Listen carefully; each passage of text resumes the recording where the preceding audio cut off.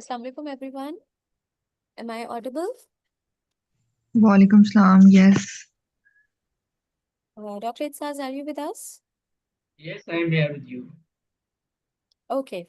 So we are starting the thoracic spine and then the approaches to the thoracic spine.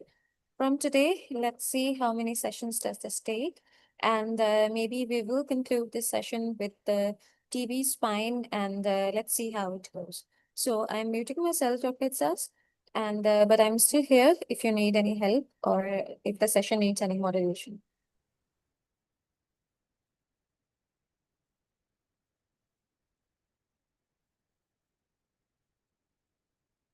Assalamu alaikum and good evening, everyone. Walaikum salam, sir. So we have completed the most of the common approaches of cervical spine, anterior and posterior. Now we are switching towards thoracic spine. There is a lot of thoracic spine surgical approaches are there, but we'll try our best to complete those approaches in which we can have the idea of 2 or 3 approaches in a single approach. So that it will be easy for us as we have discussed like the cervical approaches. Thoracic spine is a bit tricky and there is a lot of limitations in thoracic spine. That's why surgeons they avoid the thoracic spine most of the time as compared to cervical and lumbar spine because of the spinal cord. Most likely, if there is a calcified pathology and degenerative pathologies are there are a lot of restrictions and limitations in thoracic spine. But a lot of new techniques and skills are right now surgical approaches by which uh, it became easy to approach a thoracic spine. So inshallah, we'll try our best to make them easy and to make them understand.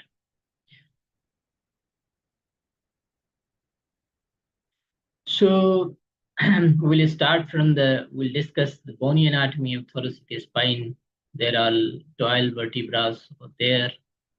Then we'll see some joints as the same scheme that of the cervical spine we have discussed previously.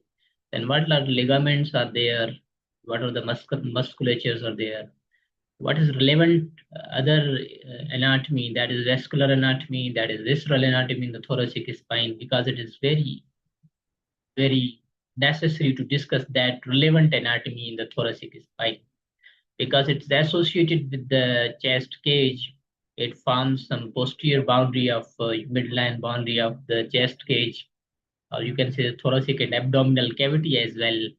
That's why it has a lot of relations with the abdominal and thoracic cavities. So when we are discussing thoracic spine, it means we have to see these all important relations. Either there are visceral and the vascular relations too. Both of them, they are important. We'll see, and then we'll switch to the approaches of the surgical spine. When we talk about the vertebral and bony anatomy of thoracic spine, in the same way, in the same classification of cervical and other all kind of classification, either it's a typical and atypical vertebrae are there. When we call typical vertebra, it means it should has the the 8 facets. The recording stopped. Okay, we will start it again. Dr. Kamal, what is the problem? Is there any problem?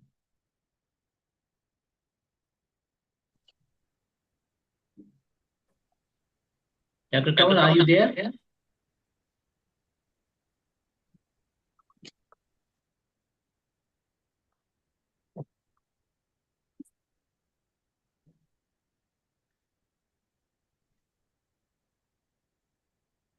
Dr. Kamal, are you there with us? Sir, Dr. Kaval disconnected show रही हैं. So let me.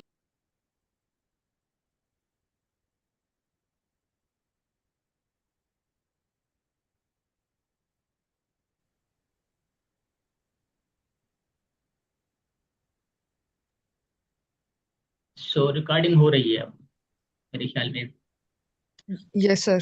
In a I'm same so sorry. patient. I lost all of you for a minute. Probably some network interruption from my side. Dr. Itzaz, you were able to continue the session, right? Because you are the Okay, thank you. co-host. Okay, thank you.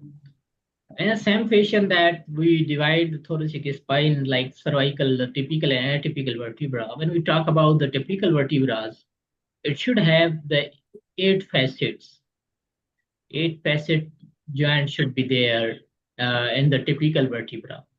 Then there should be the body, then the pedicle. Then look at here, this is the body.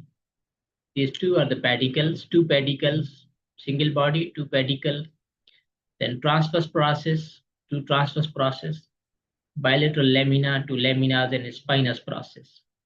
This is the requirement of a typical vertebral body. Associated with 8 facets, 8 facet joints are there in the typical thoracic vertebra. So look at here, the 4 facets are at the level of vertebral body, 2 facets above anteriorly. Look at here, this one, oh, sorry, not posteriorly. At the posterior superior border, there will be 2 facets bilaterally right and left, and there will be 2 facets at the inferior posterior side. Look at here. These 2 facets are for the head of the ribs. Okay, suppose that if this is this 2 facets, this is called the demi facets actually. These are the half facets. That's why one head of one rib that is the same level is placed here, and the rib that is below one will be placed here. Okay, these are demi facets. So 4 facets on the vertebral body. This is 2 superior articular facets. Look at here, the superior articular facets and the inferior articular facets. This is superior articular facets and the inferior articular facets, as well as there is a transverse process facets are there, bilateral. Okay, so these are the requirements of, you can say, the typical vertebral body. Typical vertebral bodies of thoracic spine, they are from T3 to T8. There are, you can say, out of 12 vertebral bodies, the 9 vertebral bodies, they are typical. When we talk about type, the vertebral body is thoracic type, thoracic 1, 9, 10, and 11, they are atypical vertebral bodies. Some anatomists and the spine, you can say, the surgeons, they both call the 9th vertebral body of thoracic spine is also typical. They include the typical. But there is a controversy, and when you see the typical features of typical vertebral body, the 9th is not, also not included in the typical thoracic vertebral body. So in the initial vertebral bodies, it is very important to see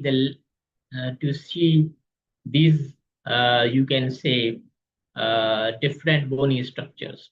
When we say from T1 to upper thoracic spine, when we convert, that is the T1 to T4, the pedicle screws a little bit oblique. Pedicle screws are a little bit oblique. Okay, look at here. From T1, it is more oblique. T2, less oblique as compared to T1. T3 is less oblique as compared to T2. T4 is less oblique, but they are oblique as compared to this one. When we come and see the pedicle of from T5 to T9 and 10, they are vertically placed. They are more vertical as compared to this one. And same that of the spinous process. There you can say, look at here, they are going posteriorly, and this one, and then superiorly. Later on, they become more horizontal as compared to the above one thing. Second thing, when we talk about the spinous process is long, elongated, and it is downward converted. It is not a bit straightforward. It is downward. It is downward. So that this spinous process completely overlap to the inferior vertebral body and hold this one.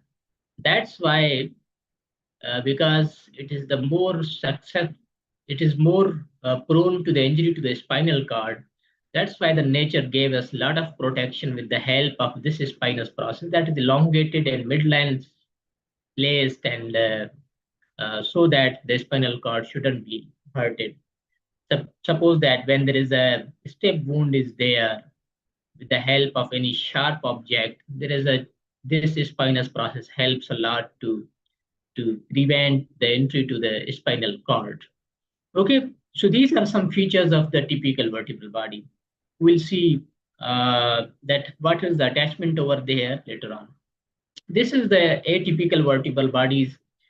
Two of the examples of atypical vertebral body, that is the T1 and you can say the T11. Look at here that on the T1, there is not a demifacet actually. This is a whole facet is there because the only one rib is attached on the T1, not the two ribs attached. That's why it has single one. The body is short, that is the heart shape like a little bit transition over from cervical to thoracic in there. When we go downward at the mid of the thoracic, it is pure heart shaped. Okay, and look at here, they're a little bit short transverse process, and this transverse spinous process also short as compared to other one. Okay, and this foramen is a bit longer as compared to the lower thoracic cervical vertebral body. This is same of the 11 thoracic cervical vertebrae. Thoracic vertebrae, that is only single facet is there. On the transverse process, there is also no facet, because what happens actually here at this facet, the head of the rib is attached. And when the ribs goes towards here, they have the tubercle, and that tubercle has the attachment over the transverse process of that one. Okay, but what happens actually in this one, there is a transverse process facet in T1, but in the 11 and 12, there is no any facet joint over the thoracic transverse process. Why? Because there is no any direct rib attachment over there. Okay, that's why there is no any facet over the transverse process. Okay, this is the feature. This is sagittal section, a lateral view of this one, that how these are arranged. Look at here, this is spinous process, and this is vertebral body, the vertebral disc, and then transverse process, pedicle, and lamina. These are the ribs that are being attached over here.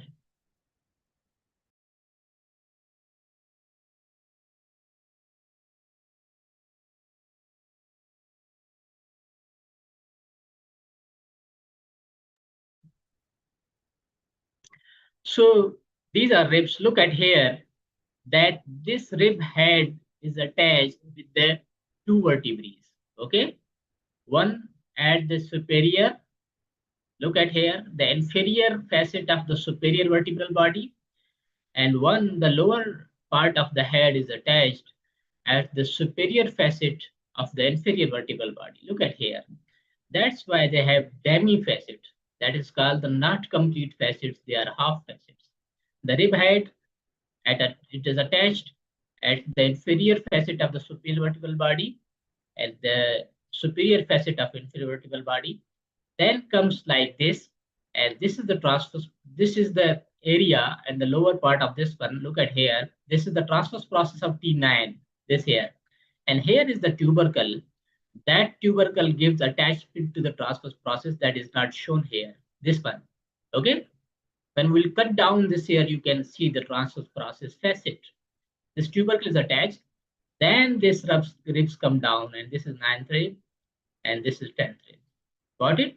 So look at here. These are the arrangement of, you can say, the vertebrae with the rib cage.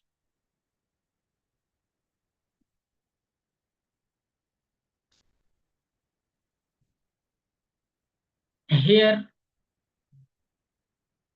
when we say that how they get attachment, the ribs actually, the head is attached one here, and then ribs come like this.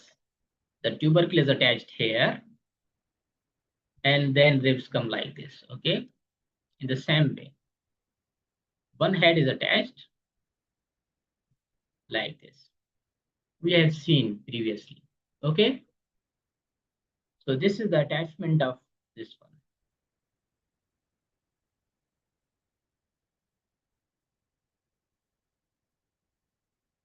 After that, when we talk about the joints, you can say the vertebrae, there are joints. There are two important joints are there, two types. One is the intervertebral disc. These are the fibrocartilaginous joint, and one joint that is in between these facets and ribs are there. That are bit of this kind of the synovial joints are there. These joints that are attached to the ribs that are attached to the body as well as the transverse process, they are more strengthened by with the help of different ligaments also. Previously, we have seen that in the cervical spine, there are ligaments that are only related to the columns of the spine because there is no any additional thing is there. But there is an additional thing that is the rib cage over here. So they need some additional joints. They also need some additional ligaments also. So that's why apart from all the ligaments that are same, the cervical lumbar ligaments, that's the anterior longitudinal, posterior longitudinal, ligament filarium, interspinous, supraspinous ligaments, they are common in the whole spine. From cervical to lumbar, they will be same with the same fashion of in the thoracic spine. But thoracic spine, additional ligaments are there. In the transverse process, costotransverse ligament is attached here in the joints. In the joints that are with the head of rib attached to the vertebral body, this a joint is there. That is called synovial joint. And that joint is strengthened by with the help of radial ligament over there like this.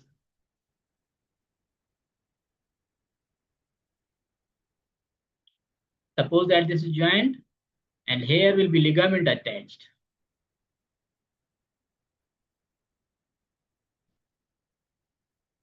Sparing this, you can say, the disc space. So there are additional ligaments in this one, in the thoracic spine. The same schema of that one, you can see the different ligaments. This is the anterior longitudinal ligament, posterior longitudinal ligament that has been cut down. That is when we see inside in the ligamentum flavum that is attached to the inner side of lamina that is shown here. These are the interspinous ligament and these supraspinous ligament we know very well that goes superiorly toward the spine. Interspinous between the spinous. Okay. Intertransverse ligament are there in between the transverse process. This is the additional ligament and other ligament that is the, we know that is the same capsular joint is there as compared to as like that of the cervical and this one. But there are additional joints what I told you that suppose that this is the transverse process. So they have the costotransverse joint on not only, but they have also the costotransverse ligament as well as the rib that is attached here, that joint is found that we call costotransverse rib joint, and that ligament is called the costotransverse ligament. And in the same way, the vertebral bodies over here that is attached here with the head of the rib, they have the joint that is called the costro. What we call it? That what we call it? Costovertebral. Excellent. Costovertebral joint, and that joint is helped and strengthened with the help of radial ligament over there. Okay, so this is the joint. After that, we should know very well about the muscles of thoracic spine because it is a major part of this one. That's why we should be aware of.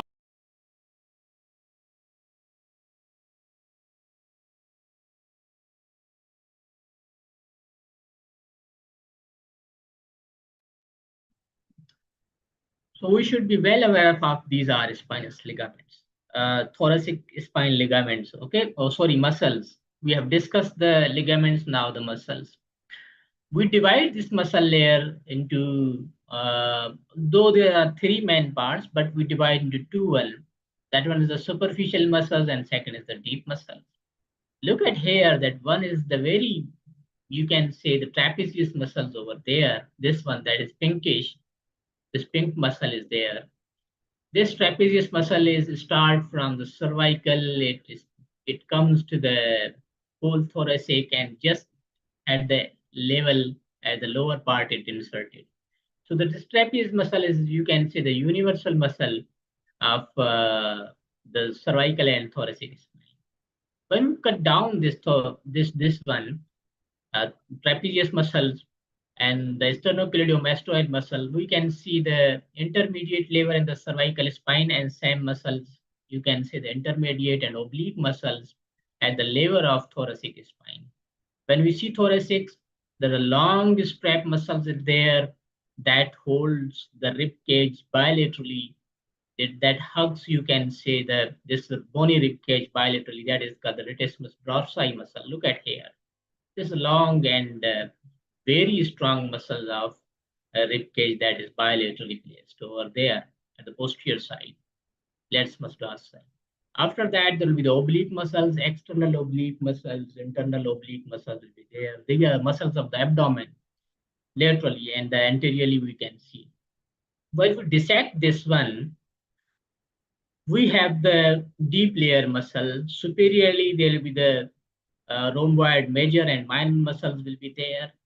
And on the lateral side, we can see three muscles. One below to the, you can say that the lower of the scapula, that is the infraspinatus, and superior to that one, we can see the supraspinatus muscle. That is not shown here. When we dissect here, we can see the supraspinatus muscles over there. So this is the infraspinatus muscles. Laterally, these are two muscle teres, minor and major muscle. We are not related to this one, these muscles more, because we have the work, but we should know about these all anatomy, muscular anatomies. When we cut down these all superficial intermediate layers of the muscles like the trapezius, latissimus dorsi, that is the rhomboids, major and minor muscles, and you can say the supraspinatus muscles. Look at here, this is the supraspinatus muscles. Please you see. These are two muscles, that rhomboid major and minor. When we cut down these all muscles, this is latissimus dorsi that has been cut down. This is external oblique muscle that is at their own place. Okay. Then we can see the deep muscle layer that is at the midline. One muscle is over the midline is there, and all other muscles are paraspinal muscles over there.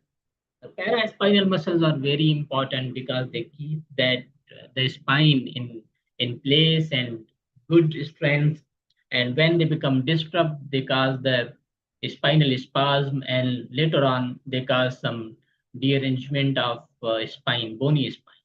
When cut down superiorly at the level of, you can say, from C7 to till that T8, we have the muscle that is called the semi-spinalis thoracic muscle.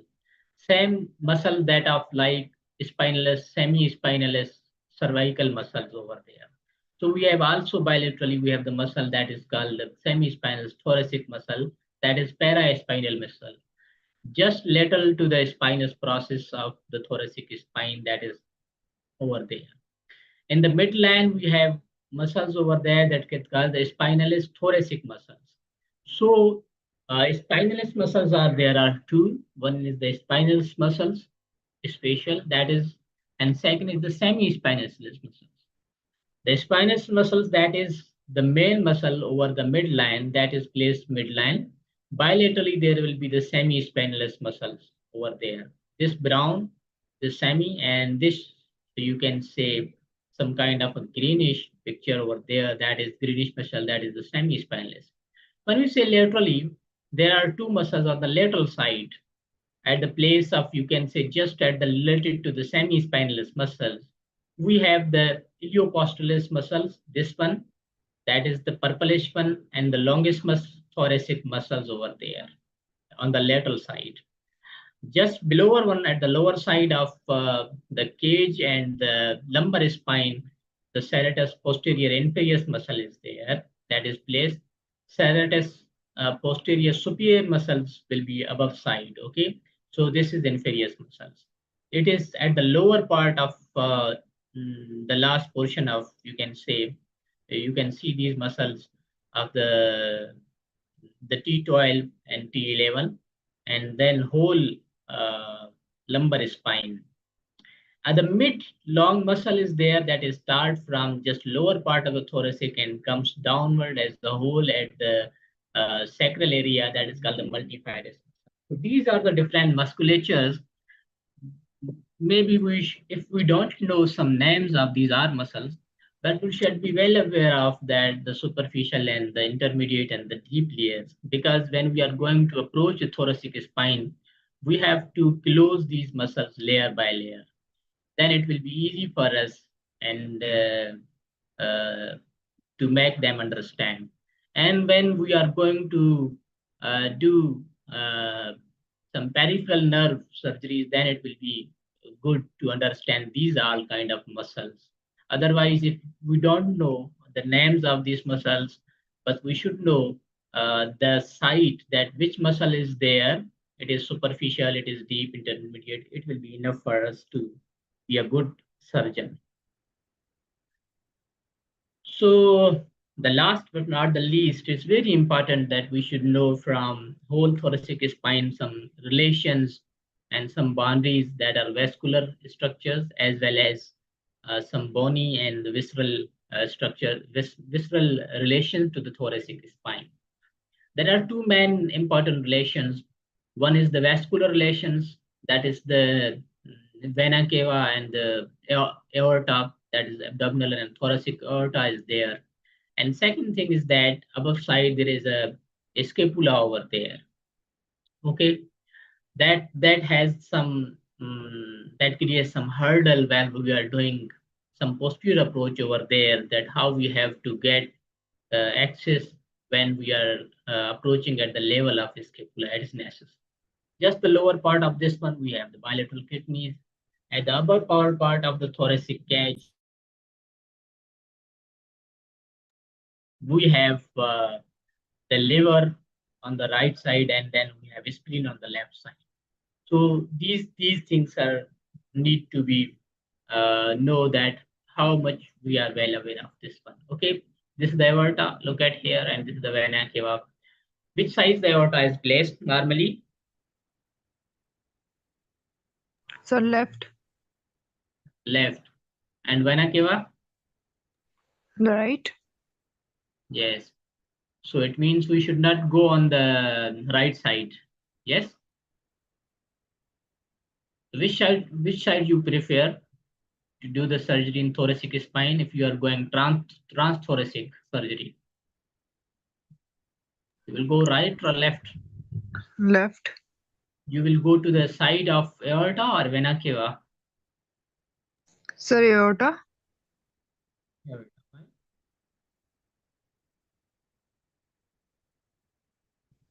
Why? Why aorta? Sir, Why not because vena cava? aorta is easy to mobilize as compared to the vena cava. Okay, good. Thank you. This is about some relations that we should know very well, that we are going to approach if we are going above that, what viscera is there, and lungs is placed bilaterally as a whole. So we should be well aware of this one, that where we are and which approach. It depends on the approach. If we are going transthoracic, then there is a lot of game with the lungs. If you are not going transthoracic, then little bit you can say, and no any interruption with the lungs, interference with the lungs over there. Okay, first thing. Second thing is that to some areas of you can say the thoracic spine are very vascular, and some areas of the spine, thoracic spine, it's not vascular. The middle of the thoracic spine is not too much vascular. Watershed is over area is over there. That's why there are a big chance of ischemia while we are dealing that area. The lower and the upper, they are vascular. Okay. Which artery is main important in the thoracic spine while we are dealing with the surgery? Yes, please. Which artery is very important?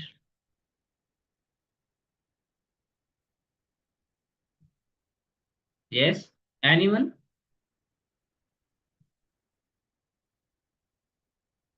Artery of Adam quiz. Yes, this artery is very important. What is the level of artery of Adam quiz?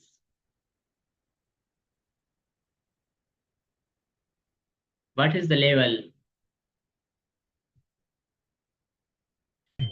From where it arises and where it supply? Yes, Dr. Kingsley, you unmuted yourself, and yes, please. You want to say something?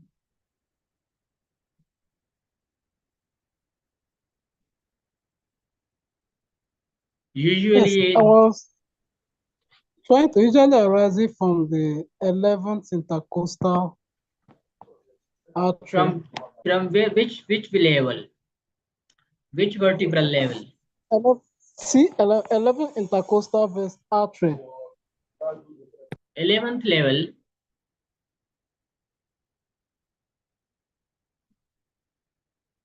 Dr. Kamal, you are exception. So yes, Dr. Kamal is right. The 8 to 9, and then it's applied to till that 12. Okay, it rises at the level of D8 and sometime D9. That has the supply till that 12. So artery of Adam coils is very important. When we are going at the lower, you can say from T8 to T12, then we have to be careful about it.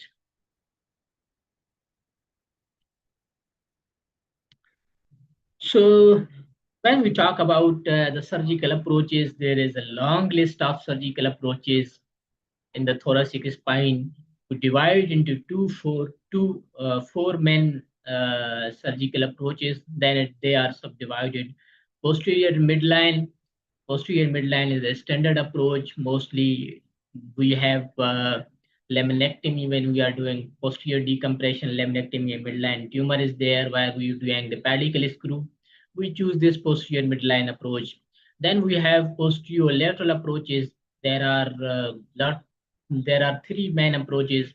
Out of them, two are very popular. That is transpedicular approach, and second is the costotransversectomy, and third one is the transfacet pedicle sparing, that we have to go from the facet and then we have to spare the pedicle, not use the pedicle corridor.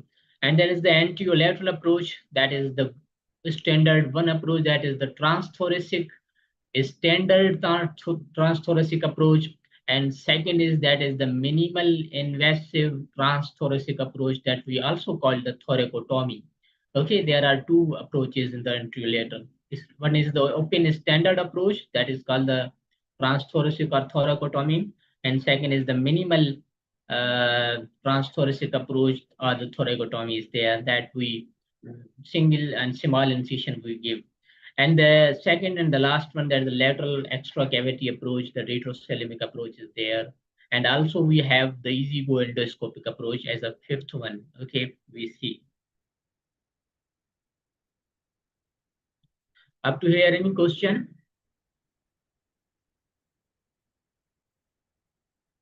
Up to here, any question?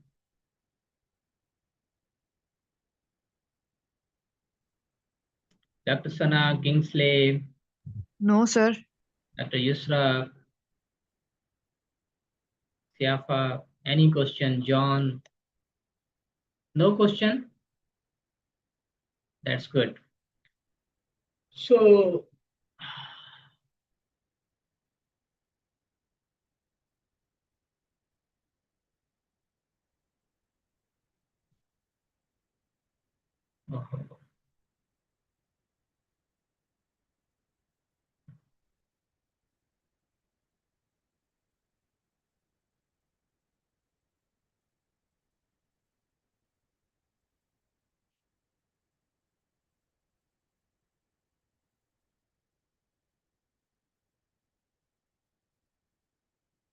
what happened to this one?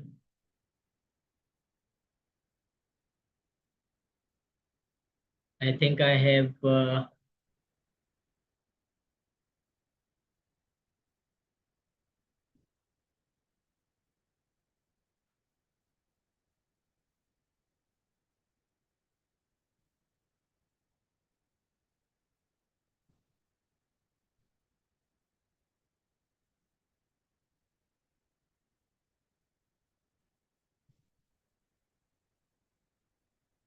is my screen visible? Yes, sir, visible. Yes. But it is not visible to me.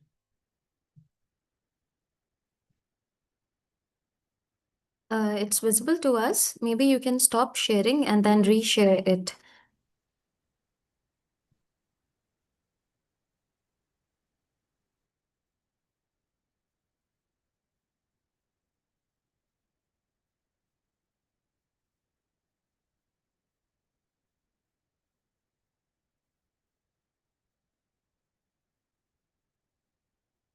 Now it's visible. Yes, it is. Thank you.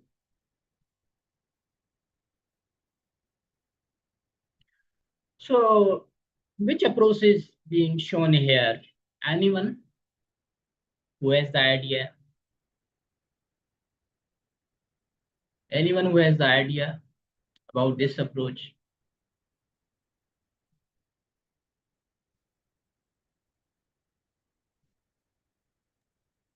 Anyone Sir, who has the idea? anterolateral transthoracic. Thoracic?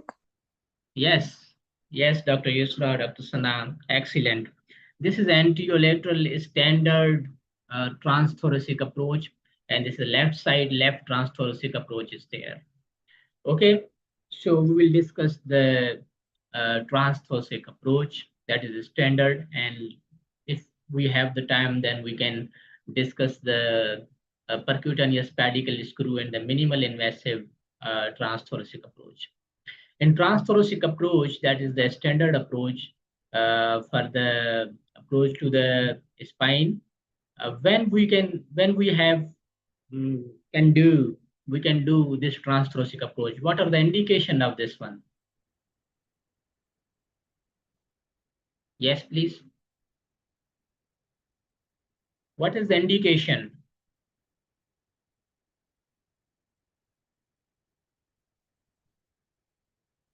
Anyone?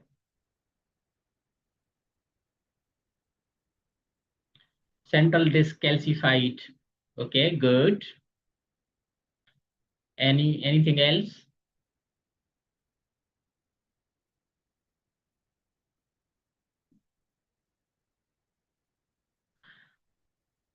Pathology to the anterior side, we can go for the transthoracic.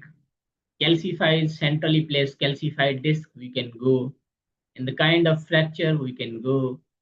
There is a tumor that is anteriorly placed, we can approach to the transthoracic, the external side, because with the help of transthoracic, we can visualize bilaterally. That's why it's a good approach as compared to the posterior approaches. Okay, so there are a lot of indications over there, though they have it has got limitation nowadays due to a lot of other approaches, but itself still it has a lot of importance, but we should know very well that how we have to go. Suppose that there is a tumor and metastasis and a huge tumor of the bony tumor that will also going to the lungs, then we can go to the transthoracic. This is the ideal approach. So how we have to start? It depends on the site of the lesion, size of the patient. If the patient is obese, then we have to give large incision over there, and it needs any, if the patient has the previous surgery or not, then if the previous surgery, again we have to go more exposure. If it depends that the what is the you can say the number of pathologies, the single vertebra is involved, multiple vertebrae are involved, multiple, again we have to go give the long incision. So these are some factors, it depends. But what happens, there are anterior landmark and the posterior landmark. What is the anterior landmark? we have to start the incision from anterior axillary line. Okay. So suppose that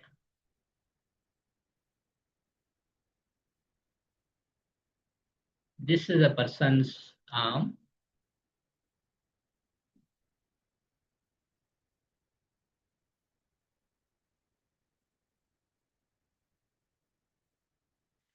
Suppose that this is we divided, the lines are there, the anterior line, the mid axillary line, and the posterior axillary line. So we have to start, we divide the axillary line into two parts. The anterior axillary line, just the anterior side of, you can say, your scapula and the arm at the junction over there, suppose at here, at the mid one, when we see, this will be the mid and just mid of the thorax in the lateral position and to the anterior. Okay. So we have to start the incision anteriorly at the anterior axillary line. Then we have to go through the help of, you can say, see the rib cage at the same rib. And suppose that this is the T10 is the index vertebrae. Suppose that our pathology is at the T10. So when there is a tumor only on the T10, suppose there's TB spine over the T10, or suppose that only any calcified disc over the T10, then you can give incision just one level above. Okay, one level above, till that one level posteriorly at the level of, you can say, the T9, you have to give the incision. But when there is a trauma, so the major thing is that two levels below, two levels above, you have to go posteriorly.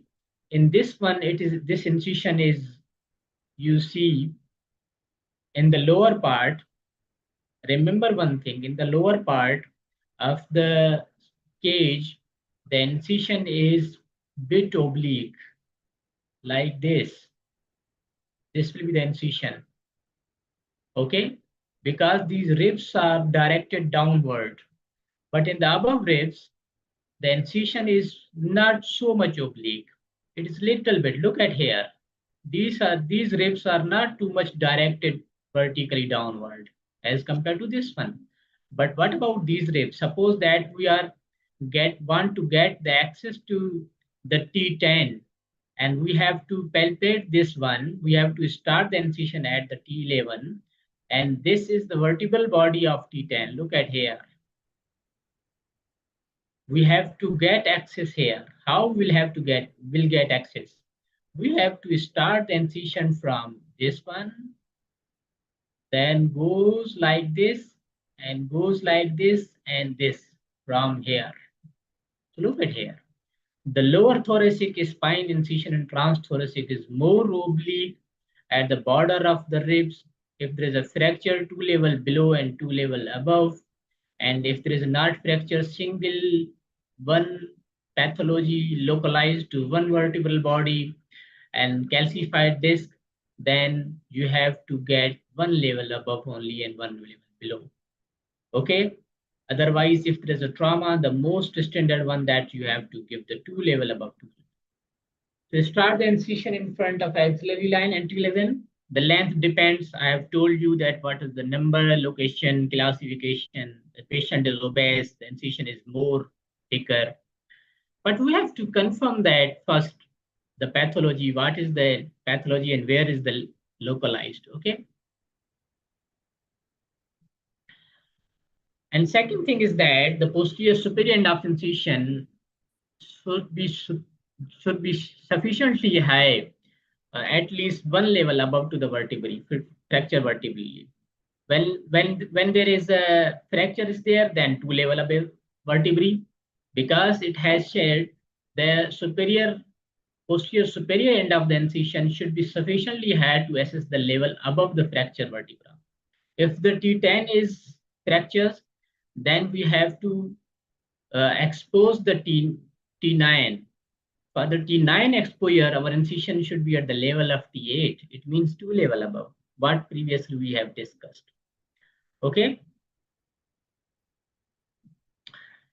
There is a, if we are going and getting the access to the superior side, upper thoracic spine, like the above to the T5, because we know that there is a tip of the scapula at the level of T7, then it's very difficult for us to get the access to the superior thoracic. Then what happens actually, we have to give the incision in this way, in this fashion, like the curved incision, and the upper end will be 2 centimeter.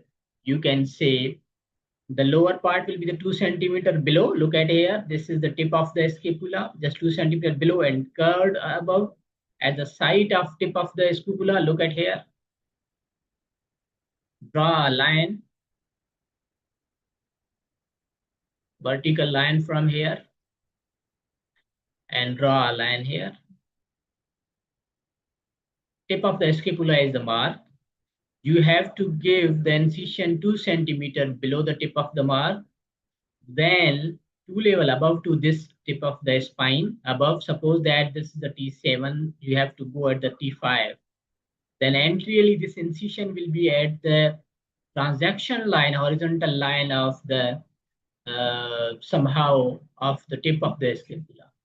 Why? Because though in this way we can move the scapula, we can retract little bit scapula. There is a subscapularis muscles over there that will be detached, and we can move the scapula a little bit above, and we can get access to the spine and the thoracic, above thoracic spine, posteriorly and laterally. Okay, so this is the incision. Then we want to get access to the above thoracic spine posteriorly. But ideally, the above thoracic spine from T1, T2, 4, mostly T3, the anterior thoracotomy is indicated, but we usually don't do the anterior thoracotomy because of a lot of problems over there, like the cardiac cavity and the lungs is there. That's why we don't do the anterior thoracotomy. Okay. After marking and making the position of the patient, that is the lateral oblique, and the spine is over there, mostly the left side. This is a left thoracotomy. We are doing the left thoracotomy. So after giving the skin incision, then we know there are 3 parts up there. That is the subcutaneous fascia and the muscles, superficial and deep layer. Till that the lateral muscles over there, over the spine, we have seen previously. Superior side, there will be the trapezius. On the lateral side, latissimus muscle dorsi will be there. So these all muscles will be cut down in the same skin incision fashion that we are giving. That is the linear incision. Get here. This is the skin incision. Subcutaneous skin will be cut down in this fashion, and these muscles will be cut down in this fashion. Till that, we have to get the exposure of the rib when we are going to the rib. Okay. With the help of hand retractors, we have to retract this one bilaterally, these muscles, that the costal muscles over there. After getting exposure of the rib, when we reach at the level of rib, look at here, this is the rib. Now, we have to see the neurovascular bundle that is placed. What is the position of neurovascular bundle? Below the rib. Sorry? Below the rib. Below the rib, yes. Good, thank you. So the below the rib, the neurovascular bundle is there. So you have to be careful about it. So the cranial part of that rib should be exposed. So look at here, with the help of periosteum, dissect the rib periosteum with the help of periosteum, and subperiosteally dissect this whole rib from anterior to posterior, all the exposure. That is the joint, that is the castrovertebral joint over there. Look at here, posterior side. And from anterior side, this whole rib will be dissected subperiosteally with the help of periosteum, okay, till the posterior angle. And then we have to cut down this rib, okay. Then we have to cut down this rib as far as anteriorly, to be careful of, you can say, the neurovascular bundle. Then we have to cut down. We can save And most of the time you should save this rib. If you need some grafting purpose, then you have to save this rib. The rib has been cut down.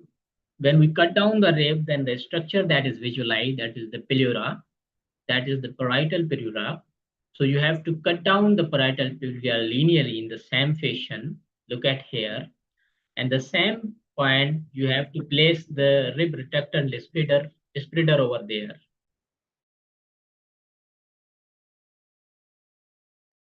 One minute, please.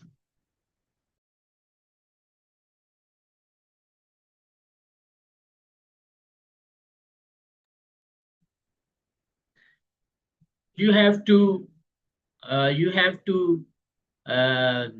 place the rib spreader and retractor over there. That is standard. Every department of the neurosurgery, they have these kind of the retractor over there. After retracting this one, don't be careful that there should no cut down, no placement over the dura and then lungs over there, because. And then we have to cut down, give the incision to the pleura. When the pleura is being incised, we have to, with the help of suturing, we have to retract that pleura. After that, we will spread this the rib cage. It give the access to the inside the chest cavity after opening the pleura. Okay. Second thing is that after opening the pleura, look at here. This is the pleura that has been inside and cutting down, and this is the pleura that is at the level of, you can say, the posterior side, that is the vertebral side, where we will work over there. Okay, this is the level, and this is the lung posteriorly. We have to retract the lung with the gentle retraction and blunt retractor over there, and that lung most of the time they get collapsed. Okay, ipsilateral lung, they sometimes collapse with the help of this one. When you are retracting that lung, then you have to see two things. You not, but your anesthetist will see two things. Okay, what things will anesthetist see, and what advice you will give to the anesthetist? Yes, please. What advice you will give to the anesthetist? I already wrote in the chat box. I had no idea that you were going to ask this question. Yes, double lumen ETT. Okay, it is suppose that we are not previously we didn't did the double lumen ETT, but we have single lumen ETTs there.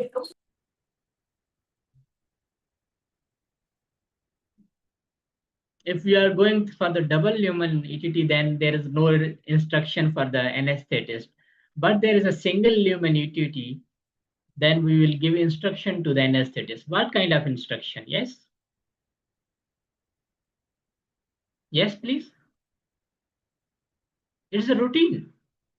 You have to say that when the respiratory rate and second is the tidal volume. Tidal volume of the patient.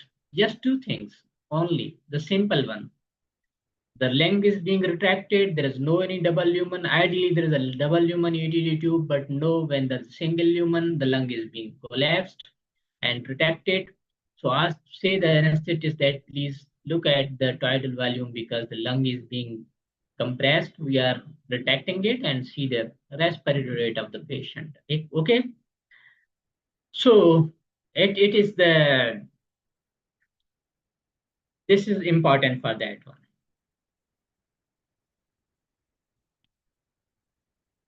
And second thing, most of the time when we are retracting it, we have to place a retractor. One is the lung retractor and second is the rib retractor over there.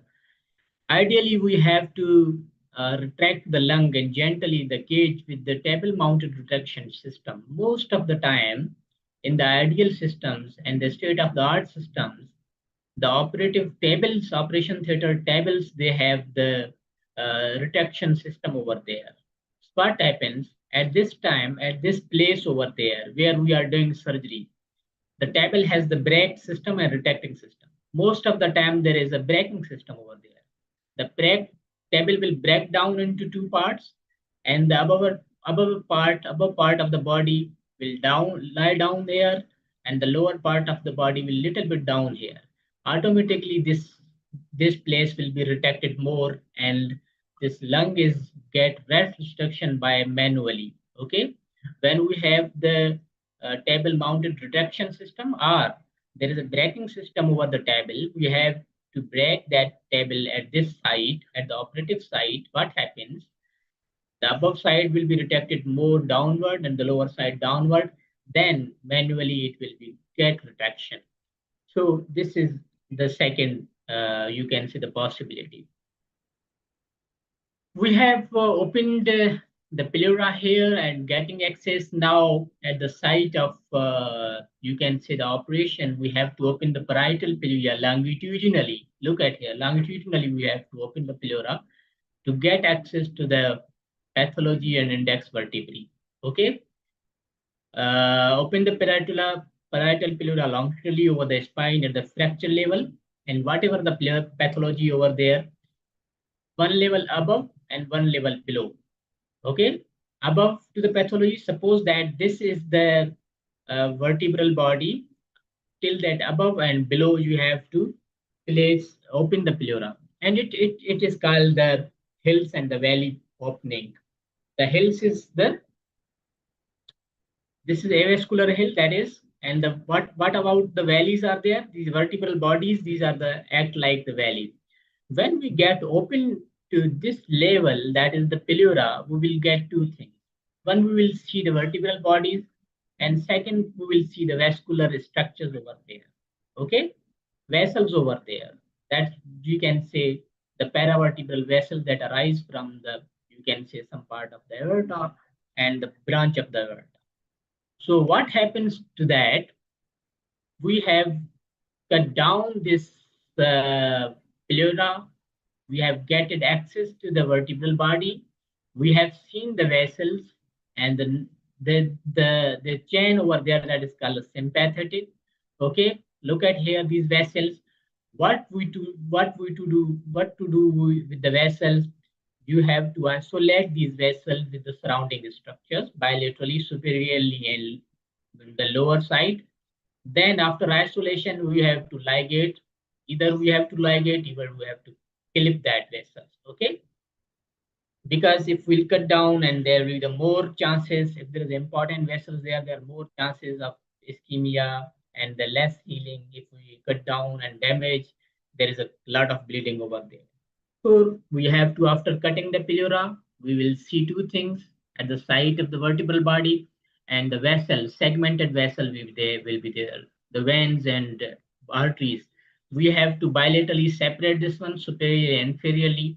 We have to ligate and either clip that. Okay, at the mid of this one. After doing this, we have to do subperiosteal dissection over the anterior longitudinal ligament. Look at here. This is the anterior side, this one. At the hair, there will be the anterior longitudinal ligament, and the posterior to this one, there is a posterior longitudinal ligament. Okay, and this is the disc over there. Okay, we have to dissect this periosteally and anterior longitudinal ligament, and these vessels already has been ligated bilaterally, superior and distally. Further retraction will be there, and we will make the space over vertebral body. Suppose that if there is a, if we want to do the plate, just we have to make a space of the vertebral body. That's the lateral part of the vertebral body, lower and above to this one. If there is a tumor and we have no, we don't need any kind of a retraction board, and sometimes we don't need any kind of a subperiosteal dissection for the tumors. The subperiosteal dissection is only for, you can say, when you are dealing with the trauma. Okay, when you dissected this one, make the space with the help of C-arm. You can put the screws, and you can do the fixation. We will start anteriorly dissection of the subperiosteal till that posteriorly till that the head of the ribs. This is, you can say, posteriorly. You can see, look at here. This is the facet joint that is at the level of the head of the rib over there. And this whole vertebral body will be exposed superiorly from one vertebral level above to the superior and one vertebral below to the index vertebral body. After getting this, you have to fix that with the help of rods and screws. This is called interbody fixation. This is not the pedicle screw fixation. This is called interbody fixation because this is not uh, three column fixation. This is only one column fixation over there. That's why it gets less strength as compared to three column fixation. That's why the posterior approach is more giving the priority as compared to transthoracic. Okay. After that, we have to suture the parietal pleura.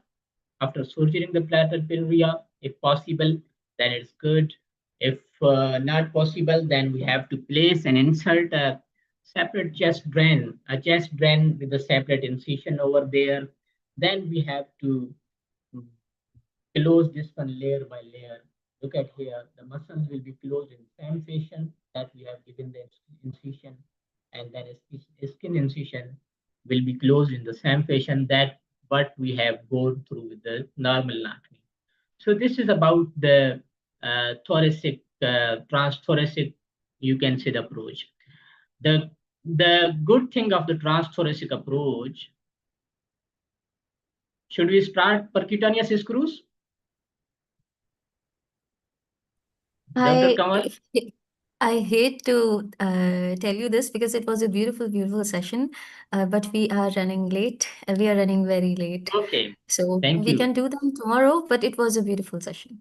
Okay, thank So you. anybody who didn't attend this today missed really good. I'm going to put up the link as soon as I can, inshallah. Thank you. So the good thing of transthoracic is that it's the good area. You can do a lot of things over there that posteriorly because the spinal cord is there. So a spinal cord has a lot of limitations to do the surgery of thoracic spine. That's where the transthoracic had the advantage that it has no any limitation to getting access to the spine. And second thing is that by the help of this one, bilaterally we can visualize this one. The contralateral side we can visualize also. That's why it is a standard one. Okay, so we can do this one tomorrow. We'll try our best to do maximum approach. That is the percutaneous transpedicular screws, percutaneous pedicular screw, and the midline. And I will try my best to do the costotransversectomy with the percutaneous. So, any question? What is the drawback of this approach?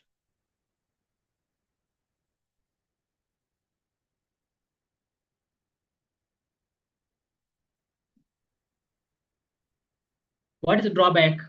There is no such drawback actually. There are more retraction, the extensive incision is there, the healing is less, patient heal delay, hospital stay is long, pain has lot of pain patient has.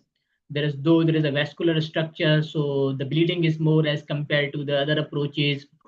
Sometimes there is also a drawback. Sometimes if someone is not having the good experience, so thoracic surgeon should be there, like Dr. Khalil, Dr. Kamal. So Dr. Khalil should be there as a He thoracic would be very spine happy that he was thoracic mentioned here. surgeon. So these are some drawbacks. Otherwise, it's a good approach. So if there's no any question, we have to conclude it.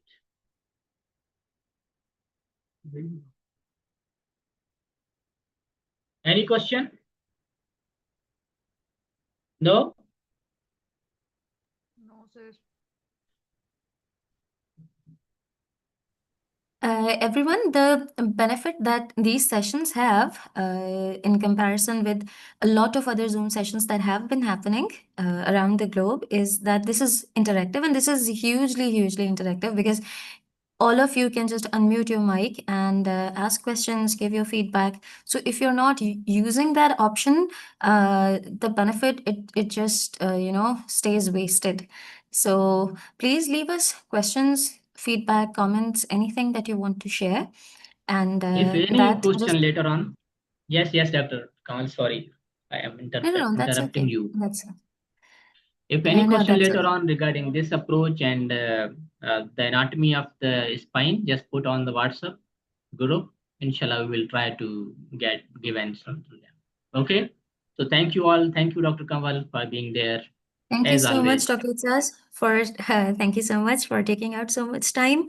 And as a resident, I think I would have been very happy if somebody took out time to teach me dorsal approaches, because they did give us a really, really hard time during residency. So I am very, very grateful on all of their behalf. Thank you so much for taking out so time. Thank you, everyone who joined. This is a wrap for today's session. I'll make sure that I put Thank up the link as soon as I can, inshallah. That's a wrap. Thank you so much.